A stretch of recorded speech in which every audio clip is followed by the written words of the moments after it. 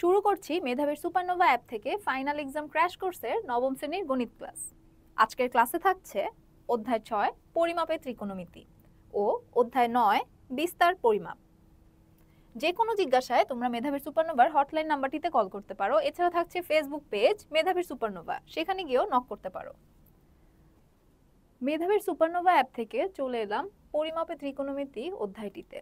এর সামারি সেকশনে এসে দেখব প্রতিটি টপিক সামারাইজ করে দেওয়া আছে, সাথে রয়েছে অ্যানিমেটেড ভিডিও লিংক আপ করা। তো প্রথম টপিকটি হলো ত্রিভুজের ত্রিকোণমিতিক অনুপাত। ত্রিকোণমিতি গণিতের একটি বিশেষ শাখা। ত্রিকোণমিতি শব্দটি গ্রিক শব্দ ট্রি অর্থাৎ 3 এবং গণ অর্থ হচ্ছে ধার এবং মেট্রন অর্থ পরিমাপ। তাহলে 3 ধার পরিমাপ অর্থাৎ কি ত্রিভুজের বাহু ও কোণের মধ্যে যে সম্পর্ক বিষয়ে পাঠদান করা হয় সেটাই হচ্ছে ত্রিকোণমিতি। সমকোণী ত্রিভুজের বাহুগুলোর নামকরণ। সমকোণী ত্রিভুজটিতে আমরা দেখতে পাবো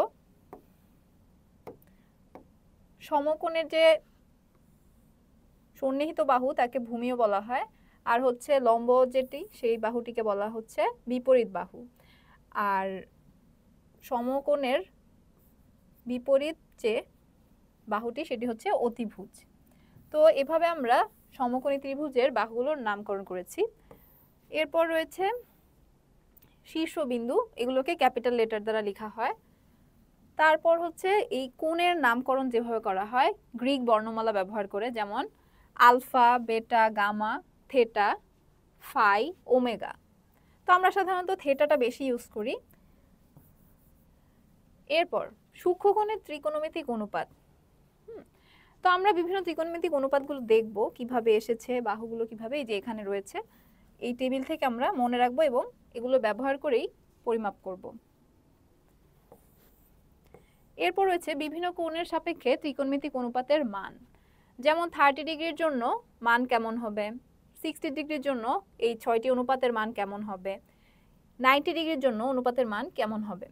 তো আমরা সাধারণত এই মানগুলো মনে রাখলেই মোটামুটি নির্ণয় করতে পারি, অর্থাৎ 0, 30, 45, 60, 90 ডিগ্রির জন্য। তো এই ছকটা আমরা একটু ট্রিক করে মনে রাখবো।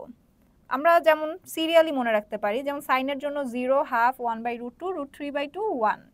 আর কজের জন্য কি হয়, ঠিক এখান থেকে শুরু হয়। তো কজের জন্য প্রথমে 1, তো এরপর √3/2 চলে যায়, এরপর চলে আসে 1/√2, এরপর চলে আসে কে এখান থেকে হাফ, এরপর 0, অর্থাৎ উল্টো দিক থেকে শুরু হয়। এভাবে আমরা যদি সাইন মনে রাখি কজ মনে রাখা লাগবে না, আবার ট্যান যদি মনে রাখি তাহলে কট মনে রাখা লাগবে না।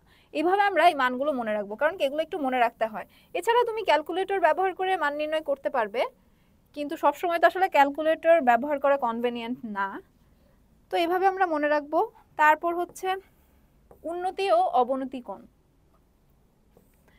উন্নতি কোণ কোনগুলো? ভূতলের উপরের কোনো বিন্দু ভূমির সমান্তরাল রেখার সাথে যে কোণ উৎপন্ন করে তাকে উন্নতি কোণ বলা হয়। আর অবনতি কোণ কি? ভূতলের সমান্তরাল রেখার নিচের কোনো বিন্দু ভূরেখার সাথে যে কোণ উৎপন্ন করে তাকে অবনতি কোণ বলে। আমরা উন্নতি ও অবনতি কোণ সম্পর্কে জানতে এই ভিডিওটি দেখে আসব। উন্নতি কোণ চিত্রটি লক্ষ্য করি। ভূমির সমান্তরাল এবি একটি সরল রেখা। এ, ও, বি, পি, কিউ বিন্দুগুলো একই উলম্ব তলে অবস্থিত। এবি সরল রেখার উপরের পি বিন্দুটি এবি রেখার সাথে কোণ পি ও বি উৎপন্ন করে। এখানে ও বিন্দুর সাপেক্ষে পি বিন্দুর উন্নতি কোণ পি ও পি। দ্বিতীয় চিত্রটি লক্ষ্য করি, দেখব যে একটি বাড়ি ভূমির সাথে উন্নতি কোণ উৎপন্ন করে। ভূমির সমান্তরাল দুইটি সরল রেখা যথাক্রমে ওবি এবং কিউআর। ও, বি, পি, কিউ ও আর বিন্দুগুলো একই উলম্ব তলে অবস্থিত। এখন ওবি সরল রেখার উপরের পি বিন্দুটি ওবি রেখার সাথে কোণ পি ও বি উৎপন্ন করে। এখানে ও বিন্দুর সাপেক্ষে পি বিন্দুর উন্নতি কোণ পি ও বি। সুতরাং ভূতলের উপরের কোনো বিন্দু ভূমির সমান্তরাল রেখার সাথে যে কোণ উৎপন্ন করে তাকে উন্নতি কোণ বলা হয়। অবনতি কোণ কিউ বিন্দু ভূরেখার সমান্তরাল এবি রেখার নিচের দিকে অবস্থিত। এখানে ও বিন্দুর সাপেক্ষে কিউ বিন্দুর অবনতি কোণ হচ্ছে কোণ কিউ ও বি। দ্বিতীয় চিত্রটি লক্ষ্য করি দেখব যে একটি বাড়ির ভূমির সমান্তরাল সরল রেখার সাথে অবনতি কোণ উৎপন্ন করে। এখানে কিউ বিন্দুর সাপেক্ষে পি বিন্দুর অবনতি কোণ হচ্ছে কোণ পি কিউ আর। সুতরাং ভূতলের সমান্তরাল রেখার নিচের কোন বিন্দু ভূরেখার সাথে যে কোণ উৎপন্ন করে তাকে অবনতি কোণ বলা হয়। তো আমরা জানলাম উন্নতি ও অবনতি কোণ কি। এরপর বাস্তব সমস্যা সমাধান। তো আমরা যে এই কোণগুলো ব্যবহার করব, কিভাবে অনুপাতগুলো বের করতে হয়, তারপর হচ্ছে এই মানগুলো নির্ণয় করতে হয়, তারপর 45 ডিগ্রি 60 ডিগ্রির জন্য আমরা ত্রিকোণমিতিক অনুপাতগুলো কিভাবে নির্ণয় করব সেগুলো দেখব। আর এগুলোকে ব্যবহার করে বিভিন্ন বাস্তব সমস্যা সমাধান করব। যেমন ভূতলস্থ কোনো স্থানে একটি দালানের ছাদের একটি বিন্দু উন্নতি কোণ 60 ডিগ্রি, ওই স্থান থেকে 42 মিটার পিছিয়ে গেলে দালানের ওই বিন্দুর উন্নতি কোণ 45 ডিগ্রি হয়। দালানের উচ্চতা নির্ণয় করো। তো এরকম কিছু ম্যাথ আমরা করব, আর এই ম্যাথগুলোর সলিউশন দেয়া আছে এই ভিডিওটিতে। তো আমাদের এই ত্রিকোণমিতিক অনুপাতের জন্য কোন কোন বাহুর অনুপাত হবে সেগুলো জানা লাগবে। আমরা বিভিন্ন প্রমাণে এগুলো ব্যবহার করব, এছাড়া মান নির্ণয়ের ক্ষেত্রেও এগুলো লাগবে। তো আমরা যদি উন্নতি অবনতি কোণ দেখি, যেমন এখানে বলতে পারবো যে এই বিন্দুর জন্য এই বিন্দুর সাপেক্ষে এটি হচ্ছে উন্নতি কোণ। ধরা যাক এ বিন্দু, এটি ও বিন্দু, আর এটি হচ্ছে বি বিন্দু। তাহলে বলতে পারি ও বিন্দুর সাপেক্ষে এ বিন্দুর উন্নতি কোণ হচ্ছে কোণ এ ও বি। আবার অবনতি কোণ যদি চিন্তা করি সেটা হবে হচ্ছে নিচ থেকে। যদি এই বরাবর যদি একটি বাহু থাকে, তো তখন বলতে পারবো সি বিন্দুর জন্য ও বিন্দুর সাপেক্ষে অবনতি কোণ হচ্ছে বি ও সি বা সি ও বি। তো এই জিনিসগুলো জানলে আমরা এই অধ্যায়ের গাণিতিক সমস্যাগুলো সমাধান করতে পারবো। তো আমরা এই বাস্তব সমস্যার সমাধানগুলো দেখে আসবো এই ভিডিও থেকে। উদাহরণ 5। ভূতলস্থ কোনো স্থানে একটি দালানের ছাদের একটি বিন্দুর উন্নতি কোণ 60 ডিগ্রি, ওই স্থান থেকে 42 মিটার পিছিয়ে গেলে দালানের ওই বিন্দুর উন্নতি কোণ 45 ডিগ্রি হয়। দালানের উচ্চতা নির্ণয় করো। মনে করি দালানের উচ্চতায় AB equal to h metre এবং শীর্ষের উন্নতি কোণ এসিবি ইকুয়াল টু 60 ডিগ্রি এবং সি স্থান থেকে সিডি ইকুয়াল টু 42 মিটার পিছিয়ে গেলে উন্নতি কোণ এডিবি ইকুয়াল টু 45 ডিগ্রি হয়।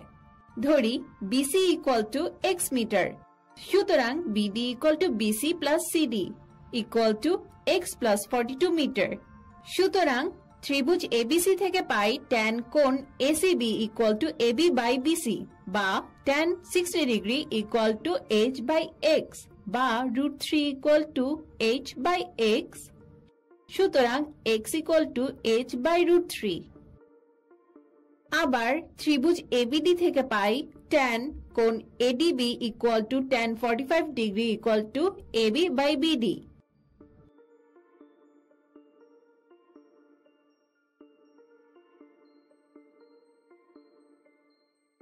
সুতরাং h equal to 42√3 divided by √3 minus 1।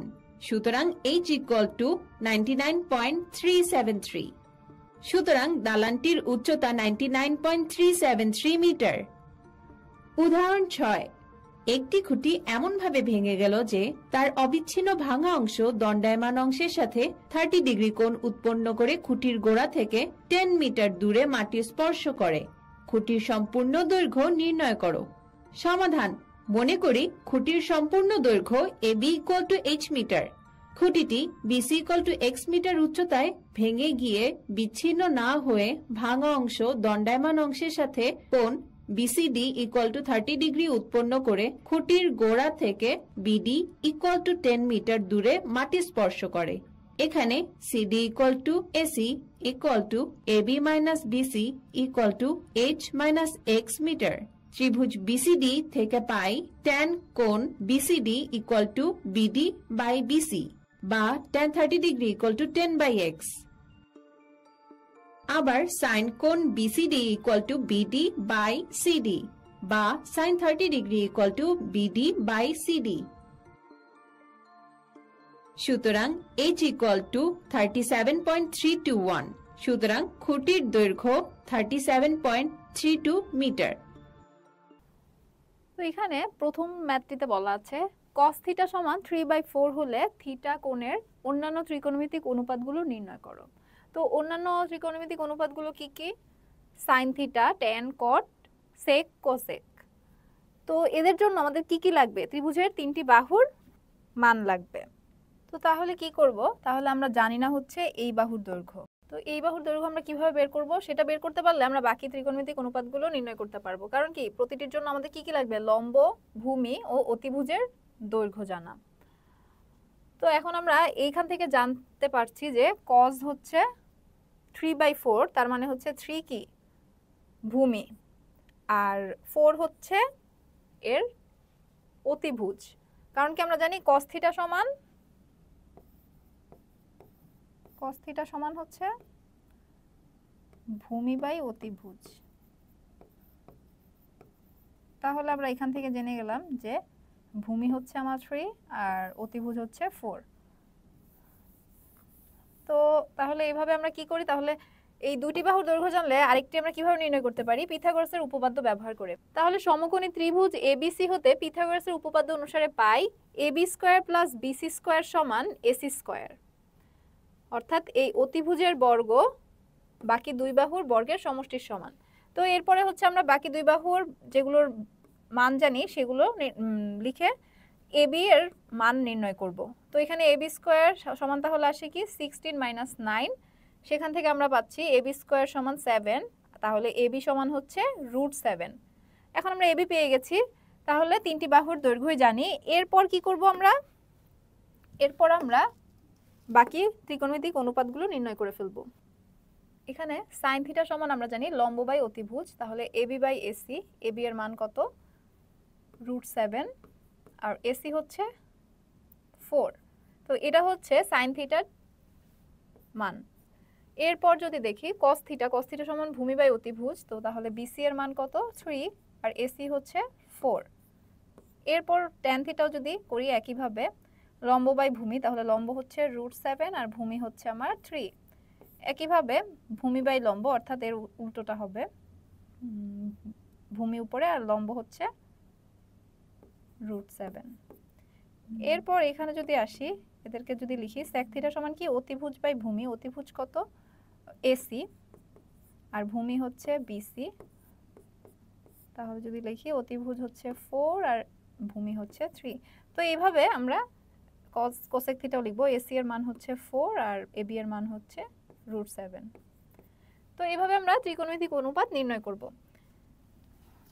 তো এখানে 1 নাম্বার, 2 নাম্বার, 3 নাম্বার প্রায় একই ধরনের, তোমরা এগুলো করতে পারবে। এখানে কোণের মান দেয়া আছে, বাহুর দৈর্ঘ্য দেয়া আছে, তো খুব সহজেই নির্ণয় করা যাবে এবং তারপরে এই ত্রিকোণমিতিক অনুপাতগুলো নির্ণয় করা যাবে। এরপর 4 নম্বরে হচ্ছে থিটার মান দেয়া আছে। এখান থেকে আমরা মান বসিয়ে বসিয়ে দেখব মান কত আসে, অর্থাৎ উভয় পক্ষে সমান হয় কিনা। এখানে থিটার মান 30 ডিগ্রি, তো 2 থিটা অর্থাৎ 60 ডিগ্রি হবে। তো cos 60 ডিগ্রির মান দেখব কত। এরপর আমরা এখানেও আবার থিটার মান বসাবো 30, তারপর tan স্কয়ার 30 ডিগ্রি মান লিখলে এবং ক্যালকুলেশন করলে দেখব যে এর মান এবং এর মান সমান হচ্ছে কিনা, তাহলে বলতে পারবো কি দেখানো হলো। এরপর হচ্ছে এখানেও একইভাবে করব, থিটার মান বসানোর পর মানগুলো নির্ণয় করে চেক করব যে উভয় পাশে সমান হচ্ছে কিনা। তারপর 5 নাম্বারও এগুলো সব এক ধরনের, ওই যে বাস্তব সমস্যা সমাধানের মতো করে আমরা যে ভিডিওটি দেখেছি সেগুলোর মতো করে এগুলো সলভ করব। তো এখান থেকে আমরা যদি একটি দেখি, সেটা হচ্ছে 9 নাম্বার। 9 নাম্বারে কি করা হয়েছে? 9 নম্বরে বলা হয়েছে সাগরের তীরে একটি টাওয়ারের উপর থেকে একজন লোক সাগর পর্যবেক্ষণের সময় দেখলো যে একটি জাহাজ বন্দরের দিকে আসছে। তখন জাহাজটির অবনতি কোণ ছিল 30 ডিগ্রি। এরপর কিছুক্ষণ পরে লোকটি দেখলো জাহাজটির অবনতি কোণ 45 ডিগ্রি। যদি টাওয়ারের উচ্চতা 50 মিটার হয় তবে এই সময় জাহাজটি কত দূরত্ব অতিক্রম করেছে। তো তাহলে আমরা কোণগুলোর মান জানি, সেইভাবে আমরা ড্র করলে এরকম একটা ছবি পাবো। তো সেখান থেকে আমরা দুইটি থিটার মান লিখে নিব। এরপর আমরা এই চিত্রটি সুন্দরভাবে এখানে যদি আঁকি, দেখতে পাবো যে একটা ভালো প্রতিচ্ছবি দিচ্ছে। সেটা এখন ধরি ধরি টাওয়ারের শীর্ষবিন্দু এ থেকে জাহাজটির প্রথম অবস্থান সি, আর অবনতি কোণ হচ্ছে 30 ডিগ্রি। আর কিছুক্ষণ পর যে আবার সে আরেকটি অবস্থান থেকে দেখেছে, সেখান থেকে কি হবে অবনতি কোণ EAD সমান 45 ডিগ্রি। এখানে টাওয়ারের উচ্চতা AB সমান সমান কি 50 মিটার দেয়া আছে। এই 50 মিটার হচ্ছে দেয়া আছে, সরি এখানে 50 হবে। তাহলে এখানে কি টাওয়ারের উচ্চতা AB সমান সমান হচ্ছে 50 মিটার। এরপর BD সমান x মিটার ধরলাম, আর CD সমান y মিটার ধরে নিলাম। এবার ক্যালকুলেশন করলে আমরা পাচ্ছি যে কোণ ACB সমান কোণ EAC, কোণ ACB সমান কোণ EAC, কারণ আমরা জানি কি একান্তর কোণগুলো সমান হয়, একান্তর কোণগুলো এরকম এস শেপের হয়, অর্থাৎ এরকম। মনে রাখার জন্য এটা বলা, এটা কোনো, আচ্ছা এটা 50 ছিল, হ্যাঁ। তো এখন হচ্ছে একান্তর কোণগুলো সমান হয়, এটা আমরা বুঝে নিলাম। তারপর এই জন্য এখানে 30, এখানেও 30 লিখে নিয়েছি। এরপর কোণ ADB সমান কোণ EAD, EAD অর্থাৎ এরাও একান্তর কোণ, এস শেপ ক্রিয়েট করে, যার কারণে হচ্ছে এরা একান্তর কোণ। তাহলে এদেরকে সমান লিখতে পারি, A 45 ডিগ্রি হলে এও 45 ডিগ্রি। এরপর এখন কি করা যায়, এখন হচ্ছে ত্রিভুজ ABD এ tan কোণ ADB, অর্থাৎ আমরা এইটুকু ত্রিভুজে ক্যালকুলেশন করব, এখানে tan ক্যালকুলেট করে পাই, তাহলে আমরা এই বাহু জানি আর এই বাহু জানি, tan এর জন্য আমাদের লম্ব আর ভূমি লাগবে। তো তাহলে tan কোণ ADB সমান লিখতে পারি AB বাই BD। এরপর হচ্ছে AB আর BD এর মান বসাবো, বসানোর পর হচ্ছে আমরা x এর মান পেয়ে যাচ্ছি, x এর মান হচ্ছে 50 মিটার। তাহলে x এর মান 50 পাচ্ছি, তাহলে এখানে 50 পেয়ে গেলাম। এরপর যদি দেখি, এরপর আমরা কি করব, বাকি মান নির্ণয় করব। এরপর আবার ত্রিভুজ ACB তে, অর্থাৎ ACB তে এই বড় ত্রিভুজটিতে যদি দেখি, তাহলে দেখব এখানেও tan কোণ অ্যাপ্লাই করব, tan অনুপাতটি ব্যবহার করলে আমি লম্ব জানি, ভূমি জানি। আর ভূমিকে আমরা এখন কি, ভূমি কিন্তু এখন এই সম্পূর্ণটুকু, তাহলে কি ভূমি হবে হচ্ছে x প্লাস y, এই সম্পূর্ণটুকুর দৈর্ঘ্য। তো এরপর হচ্ছে আমরা কি এদের অনুপাত লিখলে পাই AB বাই BC। তো এদের মান লিখলাম 50 আর CD প্লাস BD, CD হচ্ছে y আর BD হচ্ছে x। তো এখানে আমরা x এর মান জানি 50, তো এই 50 বসিয়ে দিলাম, এটা x ছিল। তো তাহলে y সমান হচ্ছে 50√3 মাইনাস x, আর x এর মান 50 বসানোর পরে হচ্ছে আমরা পাই y সমান 50√3 মাইনাস 1। তারপর হচ্ছে ক্যালকুলেশন করে আমরা y এর মান পেলাম 36.602 মিটার।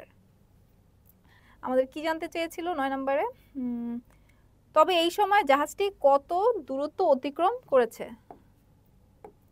তাহলে আমরা দেখতে পাই জাহাজটি কি পরিমাণ দূরত্ব অতিক্রম করেছে, 36.602 মিটার। তো বাকি ম্যাথগুলো তোমরা একটু নিজেরা প্র্যাকটিস করবে। এরপর আমরা পরের অধ্যায়টিতে চলে যাব। এরপর চলে এলাম সিলেবাসের পরের অধ্যায়টিতে, বিস্তার পরিমাপ। এর সামারি সেকশনে এলে আমরা দেখব টপিকগুলো সামারাইজ করে দেওয়া আছে এবং সাথে থাকছে অ্যানিমেটেড ভিডিও লিংক আপ করা। আর এখানে গেলে তোমরা দেখতে পাবে একটি PDF সলিউশন প্রোভাইড করা আছে, যেখানে রয়েছে ছক পূরণের সকল সমাধান। তো প্রথম টপিকটি হচ্ছে বিস্তার পরিমাপ পরিসর। পরিসর কি, সাধারণত পরিসর হচ্ছে উচ্চসীমা আর নিম্নসীমার মধ্যে যে পার্থক্য, অর্থাৎ ব্যবধান যেটা। তারপরেও আমরা হচ্ছে বিস্তার পরিমাপ ও পরিসর সম্পর্কে জানতে ভিডিওগুলো দেখে আসব। পরিসর। পরিসর হলো কোনো তথ্য রাশি বা নিবেশনের বৃহত্তম মান ও ক্ষুদ্রতম মানের ব্যবধান বা পার্থক্য। পরিসরকে সাধারণত R দ্বারা প্রকাশ করা হয়। বার্ষিক পরীক্ষায় 10 জন শিক্ষার্থীর প্রাপ্ত নম্বরের উপাত্ত যদি এরকম হয়, সেই ক্ষেত্রে ওই উপাত্তের বৃহত্তম মান হলো 89 এবং ক্ষুদ্রতম মান হলো 41। সুতরাং পরিসর R সমান বৃহত্তম মান মাইনাস ক্ষুদ্রতম মান equal to 89 minus 41 equal to 48। তবে শ্রেণীবিন্যস্ত উপাত্তের ক্ষেত্রে সর্বশেষ শ্রেণীর উচ্চসীমা ও প্রথম শ্রেণীর নিম্নসীমার ব্যবধান হবে পরিসর। যেমন গড় মাসে ক্লাসের 62 জন শিক্ষার্থীর উপস্থিতির তালিকাটি একটি শ্রেণীবিন্যস্ত উপাত্ত। এখানে সর্বশেষ শ্রেণী 16 to 18 এর উচ্চসীমা 18, প্রথম শ্রেণী 1 to 3 এর নিম্নসীমা 1। সুতরাং এই উপাত্তের পরিসর r = 18 - 1 = 17। আমরা জানলাম অবিন্যস্ত বা অশ্রেণীকৃত উপাত্তের ক্ষেত্রে কোনো চলক x এর n সংখ্যক মান যথাক্রমে x1, x2, x3, xn, যাদের মধ্যে ক্ষুদ্রতম মান xl এবং বৃহত্তম মান xh।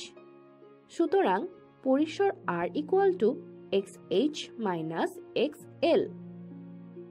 বিন্যস্ত বা শ্রেণীকৃত উপাত্তের ক্ষেত্রে সর্বশেষ শ্রেণীর উচ্চসীমা lu এবং সর্বনিম্ন শ্রেণীর নিম্নসীমা ll।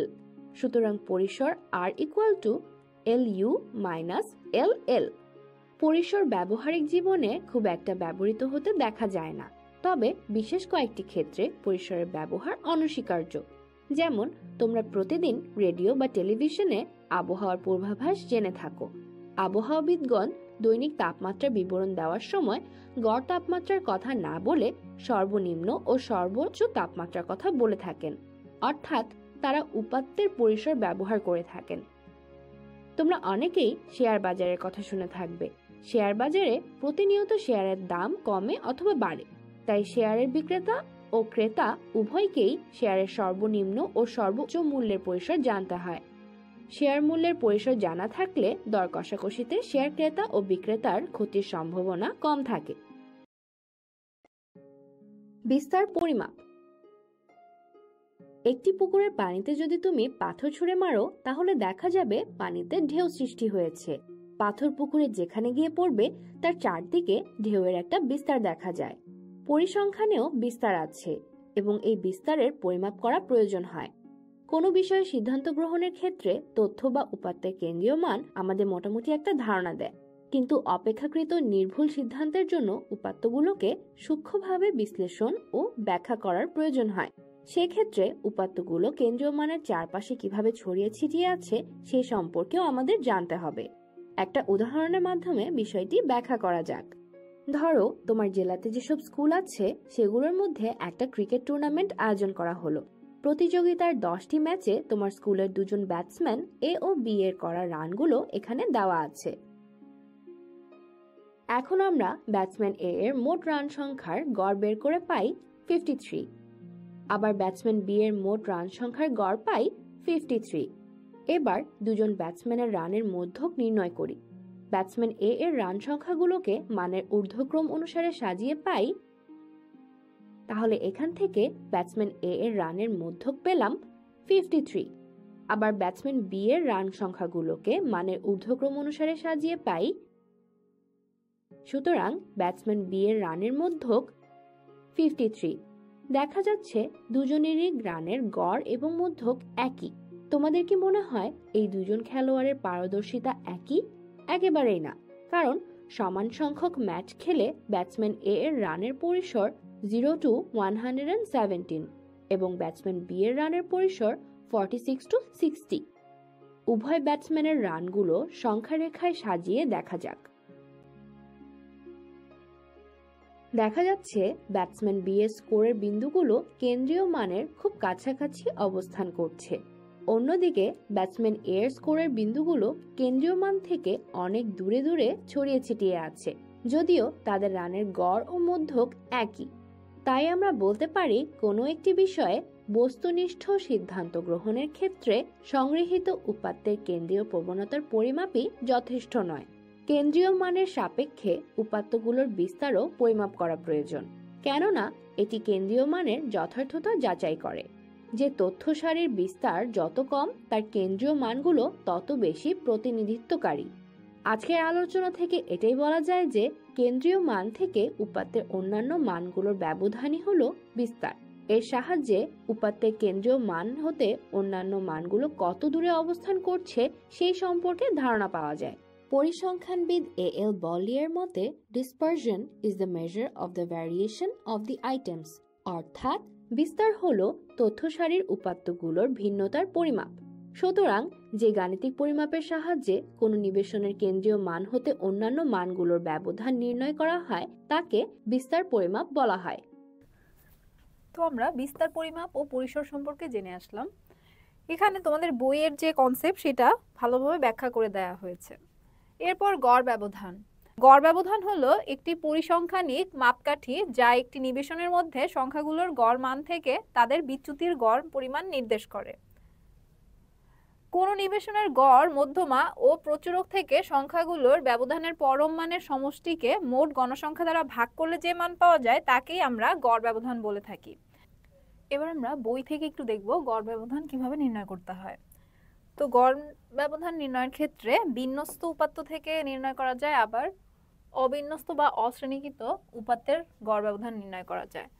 তো এর সূত্র হচ্ছে, যখন উপাত্ত অবিন্যস্ত থাকবে তখন হচ্ছে গড় ব্যবধান সমান হবে x বার সমান summation of xi minus x bar modulus divided by n। তো এখান থেকে আমরা উদাহরণ যদি দেখি তখন আরো ক্লিয়ার হব। আর শ্রেণী বিন্যস্ত উপাত্তের গড় ব্যবধান নির্ণয়ের ক্ষেত্রে সূত্রগুলো হচ্ছে, গাণিতিক গড় হতে যদি নির্ণীত গড় ব্যবধান নির্ণয় করি সেটা সূত্র হচ্ছে summation of fi modulus of xi minus x bar divided by n।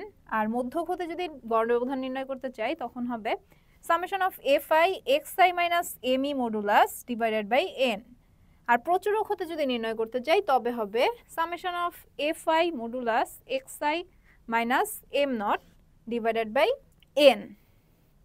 তো মধ্যক হচ্ছে me আর প্রচুরক হচ্ছে এখানে mo। এবার যদি আমরা উদাহরণ দেখি আরো ক্লিয়ার হব। এখানে কি আছে, চলো ফাইনাল ম্যাচের নিবেশন সারণী ব্যবহার করে গাণিতিক গড় থেকে গড় ব্যবধান নির্ণয় করি। আচ্ছা, নিবেশন সারণীটি থেকে আমরা নির্ণয় করব।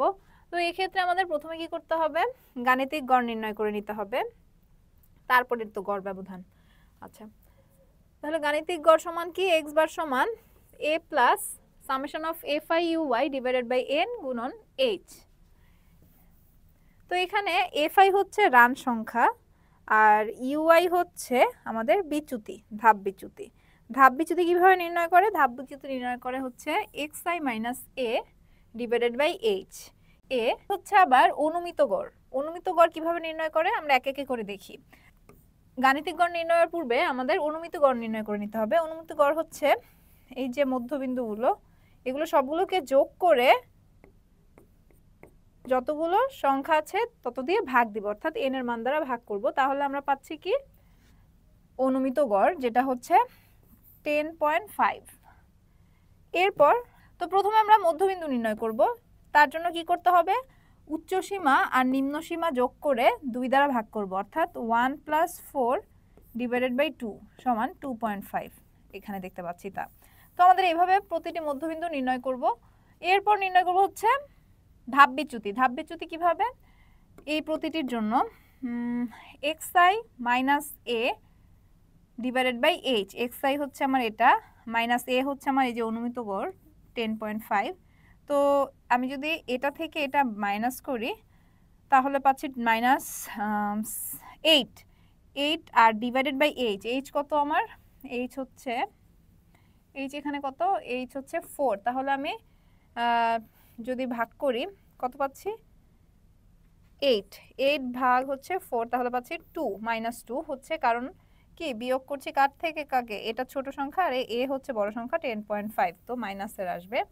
তো -2, তারপর হচ্ছে -1 আর এখানে হচ্ছে 0 আসবে, এখানে 1 এখানে 2। তো এইভাবে আমরা ধাপ বিচ্যুতি নির্ণয় করব। ধাপ বিচ্যুতি নির্ণয় শেষে fi uy অর্থাৎ এই দুইটি গুণ করব, fi আর uy। তাহলে আমরা এই কলামে কি করব, এই কলামে হচ্ছে আমরা মধ্যবিন্দু থেকে গাণিতিক গড় বিয়োগ করব। গাণিতিক গড় কত এসেছিল আমাদের 10.95। তাহলে এ থেকে আমি যদি বিয়োগ করি তাহলে পাচ্ছি কত, 8.45। তাহলে আমরা এভাবে নির্ণয় করছি হচ্ছে xi মাইনাস x বার। এরপর করছি কি, জাস্ট এই মানটাকে fi এর সাথে গুণ করছি এই কলামে।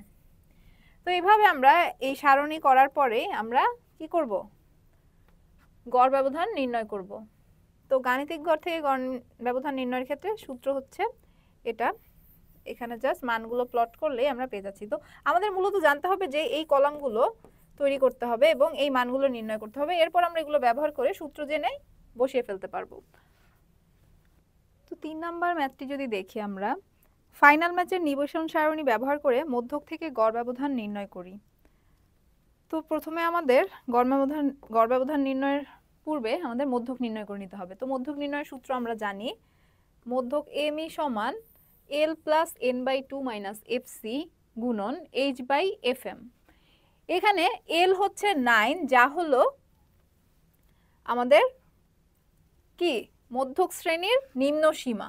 মধ্যক শ্রেণী কিভাবে বুঝবো? এখানে হচ্ছে n সমান কি জানি আমরা, প্রশ্নে কি দেওয়া ছিল, কতজন টোটাল, এটা একটু যোগ করলে আমরা দেখব 30, 38, 68, 68, 98, 104, 106, 136, 140, 160। সবগুলো যোগ করে আমরা পাচ্ছি 160। তাহলে n হচ্ছে আমার 160। এভাবে প্রশ্নে ডিরেক্ট না দেওয়া থাকলে ক্যালকুলেট করে বের করে নিতে হবে।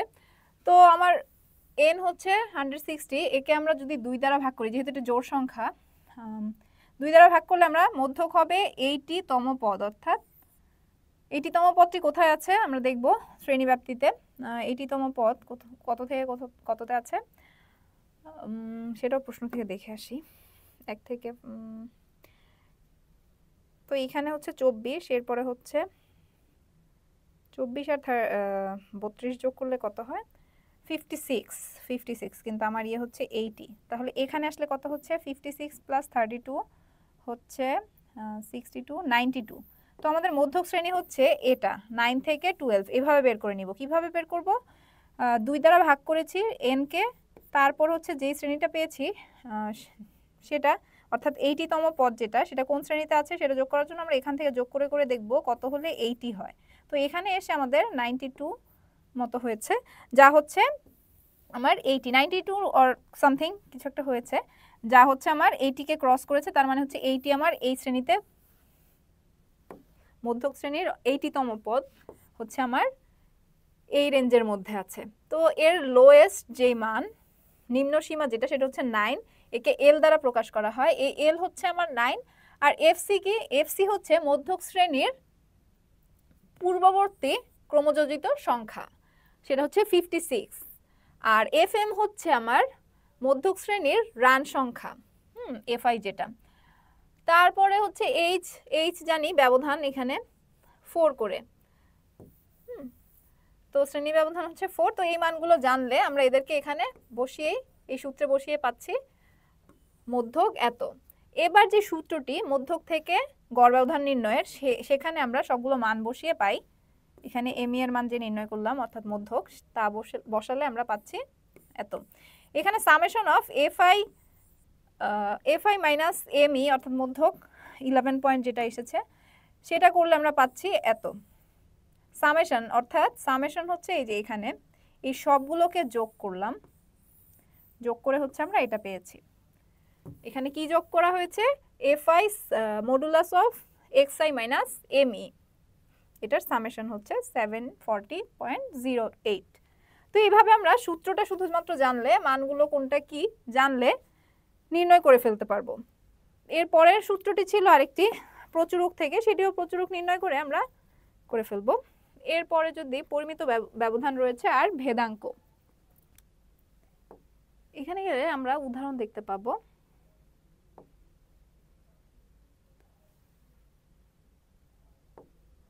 এখানে উদাহরণ 4-এ বলা আছে, চলো সূত্র ব্যবহার করে ব্যাটসম্যান বি এর করা রানের ভেদাঙ্ক নির্ণয় করি। ব্যাটসম্যান বি এর করা রানের গাণিতিক গড় x বার সমান 53, সেটা আমরা দেখেছি এখানে। এরপর গাণিতিক গড় x বার সমান 53 থেকে উপাত্তগুলোর প্রতিটি মানের পার্থক্য হচ্ছে এটা নির্ণয় করব, xi minus x bar whole square.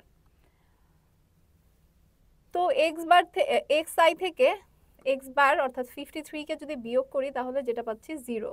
এরপর এগুলো সবগুলোর জন্য নির্ণয় করব, তারপর একে স্কয়ার করব, এবার এর সামেশন হচ্ছে 174।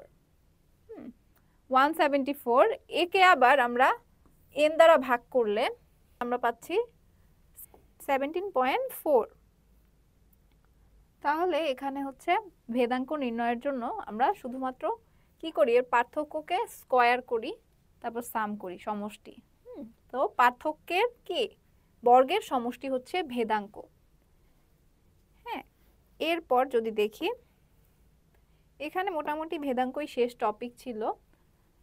এরপর আরো একটি উদাহরণ যদি দেখি, কি বলেছে এখানে, ফাইনাল ম্যাথের নিবেশন সারণী ব্যবহার করে গড় ও ভেদাঙ্ক নির্ণয় করো। আচ্ছা, এই গড়টা হচ্ছে গাণিতিক গড়, ঠিক আগে আমরা দেখেছি। আর হচ্ছে ভেদাঙ্ক নির্ণয়ের জন্য দেখলাম যে কি ব্যবধানগুলোকে বর্গ করে তারপর তার সমষ্টি করেছে। তো এখানে রান সংখ্যা, তো সূত্র অনুযায়ী জাস্ট সূত্রটা হচ্ছে এটা, ভেদাঙ্কের সিগমা স্কয়ার সমান 1/n summation of fi xi minus x bar whole square. তো জাস্ট এখানে আমরা মানগুলো প্লট করলেই পেয়ে যাব ভেদাঙ্ক, অর্থাৎ সিগমা স্কয়ার। আর মানগুলো নিয়ে বলার কিছু নেই, এগুলো তোমরা জানো কিভাবে নির্ণয় করতে হয়। মধ্যবিন্দু নির্ণয় একদম সহজ, দুইটাকে যোগ করে 2 দ্বারা ভাগ করলে আমরা এটা পাচ্ছি।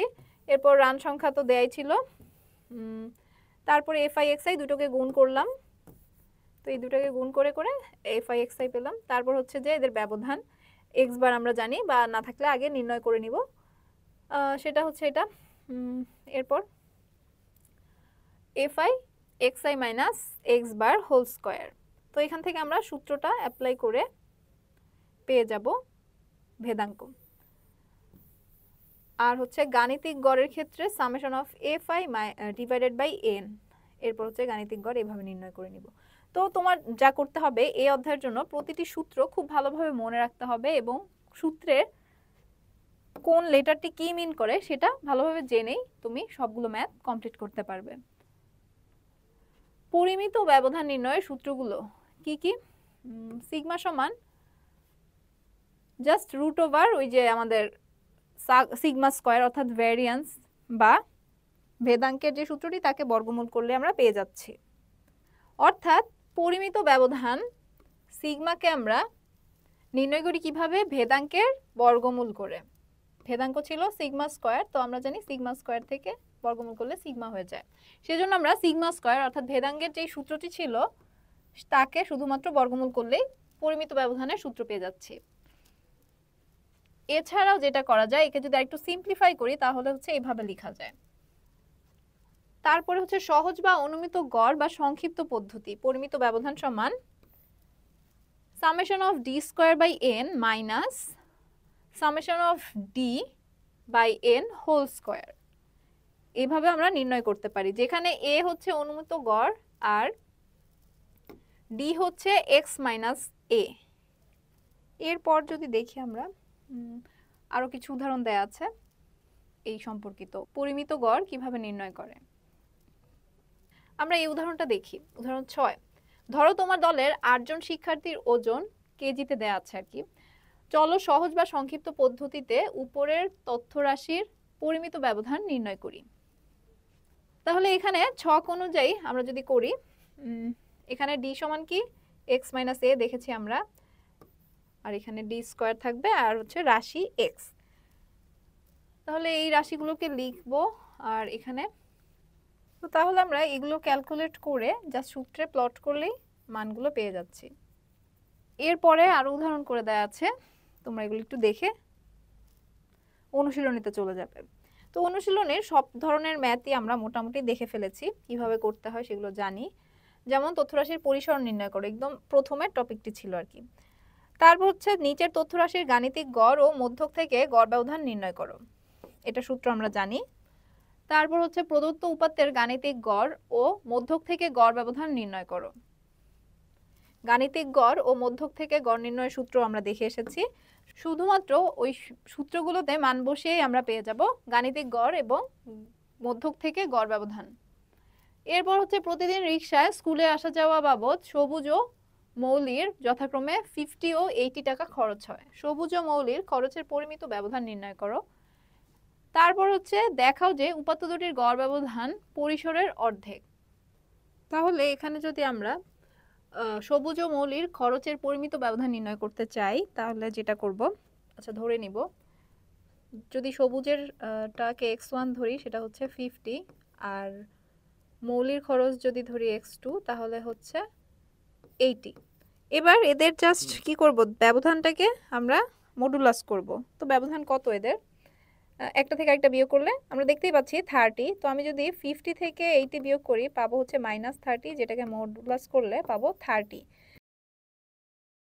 এরপর কি আমরা জানি দুইটি সংখ্যার পরিমিত ব্যবধান পরিসরের অর্ধেক, অর্থাৎ পরিমিত ব্যবধান সমান পরিসর ডিভাইডেড বাই 2। আমরা ব্যবধানটা জেনেছি, এবার পরিমিত ব্যবধান হচ্ছে, ব্যবধান তো হচ্ছে পরিসর, তো পরিসরকে আমরা 2 দ্বারা ভাগ করব, অর্থাৎ পরিসর ছিল 30, একে 2 দ্বারা ভাগ করলেই হচ্ছে আমরা পেয়ে যাচ্ছি কি পরিমিত ব্যবধান, সেটা হচ্ছে 15। তাহলে সবুজ ও মৌলির খরচের পরিমিত ব্যবধান হচ্ছে 15। তারপর হচ্ছে উপাত্ত দুটির গড় ব্যবধান পরিসরের অর্ধেক, এটা দেখাতে বলেছে। পরিসর তো দেখলাম, পরিসর হচ্ছে আমাদের 30 এসেছে, আর পরিসরের অর্ধেক হচ্ছে 15। আর এবার নির্ণয় করতে হবে কি গড় ব্যবধান। গড় ব্যবধান কিভাবে নির্ণয় করব, সূত্র ছিল এদের খরচের গড় হবে কত, খরচের গড় হচ্ছে 50 + 80 অর্থাৎ 130, যেটাকে 2 দ্বারা ভাগ করলে হচ্ছে 65। তাহলে এদের খরচের গড় হচ্ছে কত 65, আর এর যদি আমরা কি গড় ব্যবধান নির্ণয় করি তাহলে কত হচ্ছে xi - x বার, x বার হচ্ছে এটা আমার 65, তাহলে x বার আর হচ্ছে প্লাস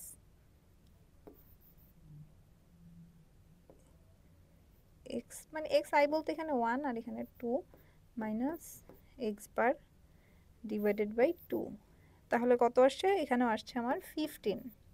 যোগ বিয়োগ করলে আমরা দেখব 15ই আসবে, কারণ কি x1 হচ্ছে আমার 50 থেকে x বার অর্থাৎ 65 যদি যায় পাবো -15, আর এখানে পাচ্ছি হচ্ছে 80 থেকে যদি আমার 50 না 65 চলে যায় তাহলেও পাচ্ছি 15/2, আর এখানে যদি আমরা ইয়ে করি মডুলাস করি, মডুলাসের অ্যান্সার যেহেতু হবে তাহলে হচ্ছে পাচ্ছি 30/2, যেটা হচ্ছে 15।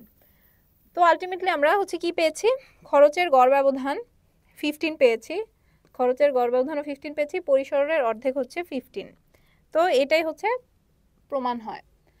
এর পরের ম্যাথগুলো হচ্ছে ভেদাঙ্কের, আমরা দেখেছি ভেদাঙ্ক কিভাবে নির্ণয় করতে হয়। তো আমরা যদি মেইন জিনিসগুলো জানি এরপর হচ্ছে এগুলো প্রশ্নের উত্তর করা যাবে, এগুলো প্রশ্নের উত্তর করা যাবে একটু রিয়েল লাইফ রিলেটেড, অর্থাৎ বাস্তব সমস্যা সমাধানের সাথে যুক্ত করা আর কি। তো আমরা প্রতিটিরই সূত্র জানি, তো এগুলো সলভ করা সহজ হবে। তো আমরা এইভাবে অনুশীলনী প্র্যাকটিস করব। আজকের ক্লাস আমরা এখানেই শেষ করছি।